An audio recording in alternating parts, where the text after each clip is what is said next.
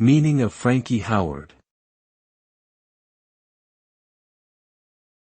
Frankie Howerd.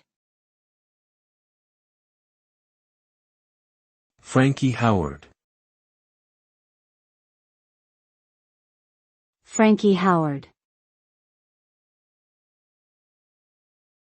Frankie Howerd. Frankie Howerd was an English comedian and actor known for his quick wit and body humor. He gained popularity in the 1950s and 60s through his work on radio and television shows, such as Up Pompeii and The Frankie Howerd Show. Howerd often played comedic characters who were hapless or put upon, but he was also known for his ability to ad-lib and make audiences laugh with unexpected quips. Despite facing personal struggles, including depression and alcoholism, Howerd remained a beloved figure in British comedy until his death in 1992.